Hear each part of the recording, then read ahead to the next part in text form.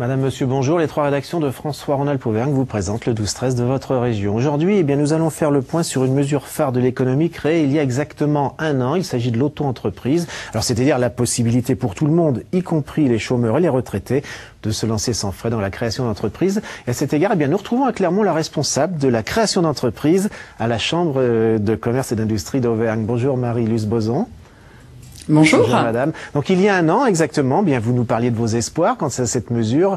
Vous nous direz tout à l'heure s'ils ont été tenus et puis s'il faut croire le gouvernement qui lui parle d'un succès. À tout à l'heure madame. Le statut d'auto-entrepreneur fête ses un an. Alors c'est un système qui permet vraiment à tout le monde, salariés, chômeurs, retraités, étudiants, de créer une entreprise facilement et sans risque puisqu'il suffit d'un seul formulaire pour se lancer et puis d'une simple déclaration pour arrêter. Il n'y a ni impôt ni charge à payer tant qu'il n'y a pas de rentrée d'argent. L'an passé, la responsable de la création d'entreprise à la Chambre de commerce et d'industrie d'Auvergne nous avait dit tout ce qu'elle attendait de cette mesure. Nous la retrouvons aujourd'hui. Marie-Luce Boson. Alors je précise que c'est une mesure gouvernementale. Vous êtes élue consulaire, donc indépendante du gouvernement. Donc avec ce recul pour nous en parler. Un an après, l'auto-entreprise a-t-elle trouvé ses auto-entrepreneurs ? Alors nous avons un premier retour qui est concret. C'est aujourd'hui de savoir qu'il y a une vraie satisfaction de la part des auto-entrepreneurs qui se sont inscrits. Alors satisfaction d'une part parce que, vous l'avez évoqué, il y a cette simplification des démarches qui est quelque chose qui a été très bien mis en œuvre, même malgré quelques lenteurs administratives de démarrage, parce qu'il fallait se caler sur ce nouveau régime. Donc ce premier retour de simplification. La simplification également, vous l'avez dit également par rapport au non-paiement de charges sociales s'il n'y a pas de chiffre d'affaires, ce qui ne demande pas de blocage de trésorerie. On l'avait évoqué l'an dernier, mais c'est une réalité que nous évoquent les auto-entrepreneurs. Et puis ce que l'on constate également dans nos chambres consulaires, en Auvergne, mais aussi au niveau national, c'est l'évolution très forte, très marquée qu'il y a eu pour l'ensemble du monde de la création d'entreprises. Le statut d'auto-entrepreneur, ce n'est pas forcément la panacée, ce n'est pas un régime qui doit être mis en place tous azimuts. L'accompagnement en amont reste quelque chose d'essentiel puisque l'objectif est de bien déterminer si c'est ce régime-là qui va convenir ou non.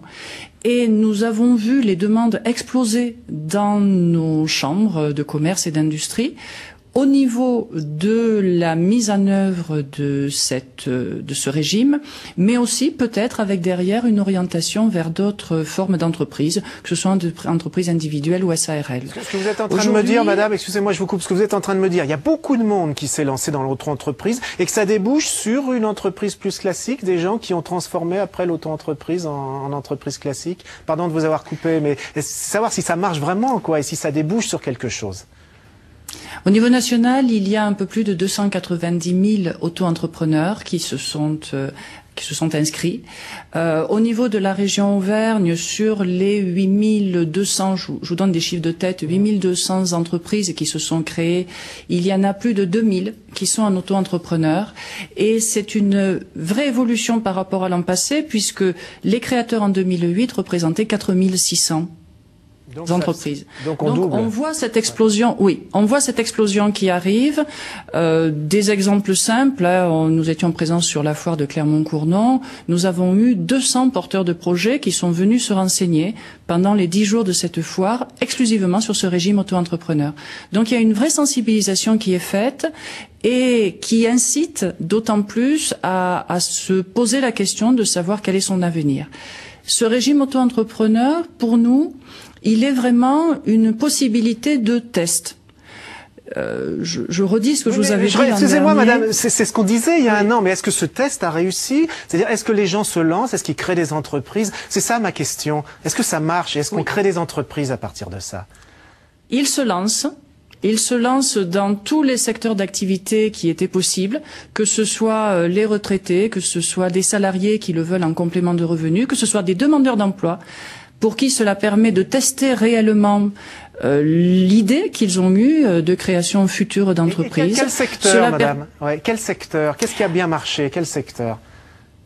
Alors, nous avons les services à la personne, services à l'industrie, e-commerce, commerçants non sédentaires. Il y a une grosse partie de l'activité qui est dans ces domaines-là.